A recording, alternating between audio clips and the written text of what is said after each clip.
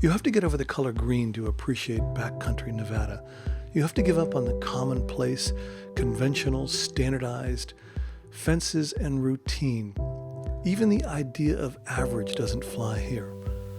This is the geography of hope, a puzzle of empty spheres and outside personalities, of waterless riverbeds and spates of rich soil stories. For someone like me, the pull is inexplicable but irresistible, and in the end, the only thing to do is capitulate, to embrace the characters steeped in defiant vitality and wit, to the carousel of spirits in this stark matrix of mountains and basins, and to the singularity that with a journey like this beautifully draws the soul into itself. Great Basin really is a hidden jewel of the national park system.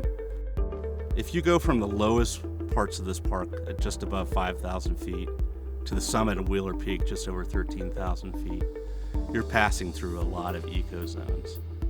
In this 20-mile drive, it's the same from driving here in Nevada all the way to the northern territories of Canada. This area here in Great Basin National Park is covered with a lot of rock called limestone, which is the rock that caves are formed in. If it wasn't for Absalom Lehman, a local rancher in the late 19th century, walking around these hills, saw a hole, Lehman Cave probably would never have been discovered. We're in the Lehman Caves, 2.5 miles of passages in a limestone grotto, and just up ahead, the Grand Palace. We have some of the most common cave features that you find in caves, stalactites, stalagmites, but we go to some of the rarest cave features in the world, like the cave shields or the bulbous stalactites. One of the things I love about Great Basin National Park is the variety of activities that are here. In the morning, you can start your day underground, exploring one of the most decorated caves in the world. After Lehman Cave, you can spend your afternoon on the ground, doing some of the best hiking in the state of Nevada. And when the sun starts to set, you can continue the rest of your day above ground in the sky in some of the darkest night skies in the country and enjoy the stargazing that's wondrous here.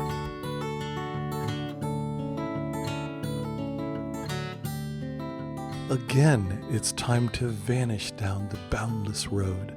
But then there is a whispering invitation to explore beyond the pavement. We seem to be navigating through large, unfurnished chambers in this next stretch, but it is an occasion with room to think, room to breathe. It is an intersection of optimism and history, a path marked with the domes of dreams. The spaces between are rich here.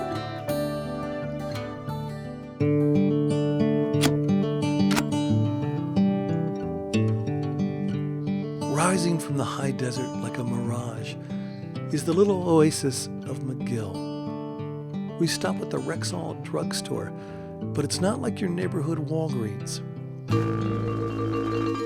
Stepping inside is like stepping through a time warp, as though half a century ago the owner went out for a cigarette and never came back. Good afternoon. Welcome to the past. The stock that's on the shelf, probably the last time it was stocked was in the late 60s, early 70s. I've had people come in here and they say, well, gee, why don't you sell half that product? And I said, first of all, it isn't any good. Second of all, I wouldn't have a museum. 1970s, yeah. You got all your different medicines. You got your cough syrups up here. Claricel, I used to use that. Claricel. Here's your dippity-doo. The big girl loves dippity-doo, dippity-doo.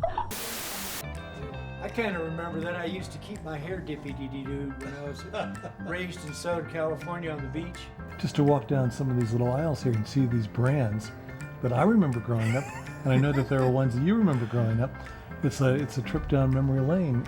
So I would love an old-fashioned ice cream. Well, what would you like, chocolate or vanilla? I'll try vanilla.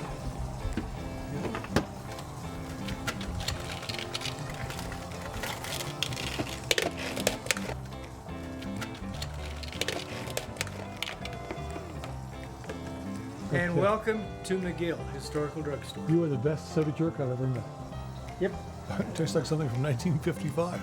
Well, I tell people that all I do is sprinkle a little water on that every morning, and it comes back to life. You want a vanilla? You want ice cream? Vanilla sounds great.